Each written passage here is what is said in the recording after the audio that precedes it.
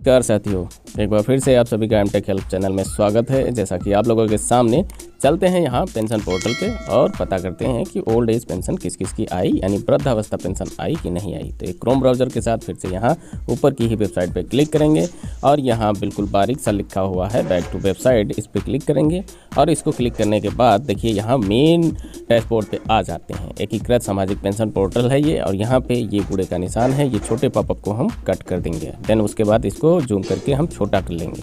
जैसे छोटा करेंगे यहाँ पे हमें पता कर लेना है कि ये जो स्क्रीनिंग चल रही है इसमें लिख के आता है वृद्धा पेंशन, उसके बाद में निराश्रित महिला पेंशन और दिव्यांग पेंशन। तो हम यहाँ पे पता करने वाले हैं वृद्धा पेंशन के बारे में, यानी ओल्ड एज पेंशन। तो यहाँ पे नीचे अधिक पढ़ें पे हम क्लिक करेंगे।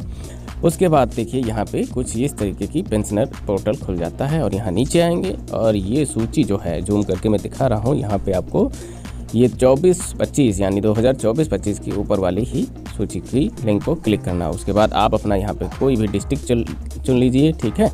उसके बाद आप ग्रामीण क्षेत्र से हैं तो ऊपर टिक करना है, अगर शहरी क्षेत्र से हैं तो नीचे टिक करना है। तो भैया हम ग्रामीण का खास ख्याल रखते तो यहाँ किसी ग्रामीण क्षेत्र को हम टिक कर लेंगे। आपको वही टिक करना है जो आपका ग्रामीण क्षेत्र हो, ठीक है। अभी यहाँ बोल रहा है कि भाई अपनी ग्राम पंचायत टिक करो, तो आपका ग्राम पंचायत जो भी हो वो टिक कर लेना, ठीक है। यहाँ पे ये ग्राम पंचायत है, इसको मैं टिक कर लेता हूँ, ठीक है। देखिए इस ग्राम पंचायत में यहाँ पर 15 पेंशनर हैं, वृद्धा पेंशन पाने वाले 15 पेंशनर हैं। तो यहाँ पर इन 15 पेंशनर को मैं जूम कर लेता हूँ, इसी को मैं क्लिक कर दूँगा, ठीक है। थोड़ा क्रोम ब्राउज़र होने के बाद देखिए यहाँ पे ये कुछ इस तरीके से पेंशनर, ये देखो यहाँ पे नाम मैं ले लेता हूँ। ये देखो चतुरी सिंह है, छेदालाल है, ऐसे कुछ करके यहाँ 15 पेंशनर हैं। अब इनमें से मैं किसी का भी एक वो नाम, वो रजिस्ट्रेशन नंबर उठा लूँगा, यहाँ पे ये कॉपी कर रहा हूँ और फिर मेरे को जाना है कहाँ, PMS पोर्टल पे, ठीक है। अब यहाँ पे मैं PMS पोर्टल, आपको गूगल सर्च बार में टाइप करना PFMS, ऐसे टाइप करना है और ऊपर वाली लिंक को आपको दबा देना है। उसके बाद यहाँ पे आ जाएगा DBT स्टेटस ट्रैक, इसको आप क्लिक करेंगे और इसको क्लिक करेंगे कुछ इस तरीके का इसका इंटरफेस खुल जाएगा। यहाँ पे कैटेगरी में आप एनी अदर एक्सटर्नल सिस्टम को सर्च करके, मतलब ढूंढ के स्क्रॉलिंग करके नीचे ऊपर इस तरीके से उसको क्लिक कर देंगे और फिर वही रजिस्ट्रेशन नंबर यहाँ पे पेस्ट कर देंगे, ठीक है। अब ये रजिस्ट्रेशन नंबर हो गया। उसके बाद आपको डालना है यहाँ पे कैप्चर कोड, अच्छे से भरना, ना अच्छे से भर पाना तो यहाँ पे देखिए एक ये जो होता है ये, इसको क्लिक करके आप चेंज भी कर सकते हैं। जैसे कि अभी मैंने चेंज किया यहाँ पे J और फिर क्या है Q, बड़ा Q है, उसके बाद T, फिर स्मॉल t, फिर कैपिटल R, ठीक है। तो इस तरीके से मैंने ये डिटेल भर ली और सर्च पे बटन दबा दिया है।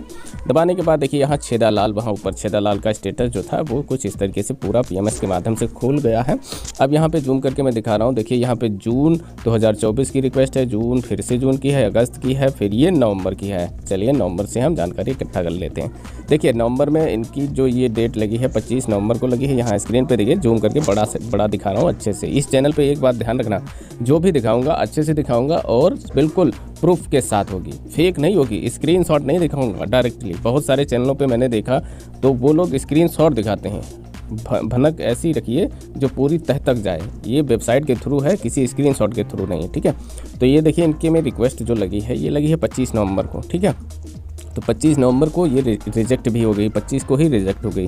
कुछ समय का अंदबंद है इधर और बाकी 25 को लगी है, पैसा भेजा गया, 25 को ही रिजेक्ट हो गई है। और ये इनके आधार को लेके कुछ इशू हुआ है। यहाँ पे ये देखिए, देख सकते हो इनका जो ये आधार का लेके कुछ इशू है, इसमें डिटेल दी गई है, हालांकि उससे मुझे मतलब नहीं है। उसके बाद 27 को इनके खाते में लगा है पैसा, ठीक है। 27 को, ये जो 27 नवंबर है 2024 13:54 पे इनके में पैसा लगा है और ये पहुंच भी गया है। ये पहुंचा है इनके में 11 दिसंबर को। देखिए 27 नवंबर को लगा है और 11 दिसंबर को पैसा इनके खाते में पहुंचा है, ठीक है। तो यहाँ पे देख लीजिए 11 दिसंबर को पहुंचा है और ये इनकी बैंक डिटेल है, ठीक है। ये देखिए कुछ इस तरीके से दिखता है। जब फाइनली हमारे खाते में पैसा आ जाता है तो इनका ये जो डिटेल दिया गया है, यहाँ मैं आपको बता देता हूँ क्या क्या चीज़ें इसमें इंक्लूड की हैं। जैसे ऊपर ये PMS ID ट्रांसफ़र का नंबर हो गया है, UTR नंबर ये हो गया। उसके बाद ट्रांजैक्शन डेट, किस डेट को बैंक में पैसा आया, ठीक है। पूर्ण रूप से बैंक ने अप्रूवल दिया, ये इनके लास्ट के खाते के अंक होते हैं 4, 33, 64, ठीक है। उसके बाद खाता धारक का नाम क्या है, सारी चीज़ें इसमें स्टेप बाय स्टेप इंक्लूड होती हैं। आप अच्छे से इनको समझ लीजिए और चैनल पे अगर नए हो तो सब्सक्राइब करना ना भूलें। अब एक चीज़ और मैं आपको बता देता हूँ, यहाँ बहुत सारी चीज़ें यहाँ पे देखिए, इनकी नवंबर में जो रिक्वेस्टें लगी हैं, ये 25 नवंबर की, ये रिजेक्ट क्यों होती हैं आज मैं आपको बता रहा हूँ। ये काम करवा लीजिए, आप बिल्कुल निवृत्त हो जाएंगे, फिर आपको झंझट में पड़ना ही नहीं। अब देखिए यहाँ पे क्या लिखा हुआ है, मैं आपको जूम करके बड़ा बड़ा दिखा दूँ। यहाँ पे देखो कीवर्ड डिस्क्रिप्शन में यहाँ 2 चीज़ें दिखाई गई हैं। एक है EPE0037, ठीक है, minus UDI does not belong to beneficiary UDI from beneficiary file, ठीक है। मतलब इनका आधार जो है इस PMS की बेनिफिशरी यानी डिपार्टमेंट जहाँ से पैसा भेजता है उसकी बेनिफिशरी फाइल में एक्सेप्टेड नहीं है, या कुछ इशू है उसके सर्वर फाइल में अटैच ना हो, या एक्सेस नहीं कर पा रहा हो, ऑथराइज ना कर पा रहा हो, कुछ इस तरीके का है। अब इसका नीचे सोल्यूशन भी इन्होंने बताया है। सोल्यूशन क्या है देख लीजिए, beneficiary must ensure the correctness status of his here Aadhaar details, यानी बेनिफिशरी में जो है इनका करेक्ट स्टेटस आधार डिटेल एक्सेप्ट होना चाहिए, ठीक है। हिज हियर यहाँ वहाँ दोनों जगह करेक्ट होनी चाहिए। जो बेनिफिशरी लिस्ट में होना चाहिए वही उस लिस्ट में भी होना चाहिए, पेंशनर लिस्ट में। तो इसी के चलते, और मैं इस झंझट को आपको बता दूं, ये NPCI आधार बेनिफिशरी ये दुनियादारी से बेहतर है। आप मस्ट यहाँ स्क्रीन पे देख लीजिए, पोस्ट बैंक का अकाउंट खुलवा लीजिए मात्र 250 रुपये में, या आपके उधर जितना पेमेंट पड़ता हो, लगभग 250 के ऊपर नहीं पड़ेगा, 250 के नीचे पड़ सकता है, ऊपर नहीं पड़ेगा। पोस्ट ऑफिस का यानी डाकघर का खाता आप खुलवा लेंगे और इस सारे झंझट से आप मुक्ति पा जाएंगे। ना आपको कुछ करना है ना कुछ भी। इस तरीके से आपको अगर ये वीडियो अच्छी लगी हो तो चलते हैं, चैनल को सब्सक्राइब करना ना भूलें। मिलेंगे एक और महत्वपूर्ण जानकारी के साथ, तब तक के लिए धन्यवाद।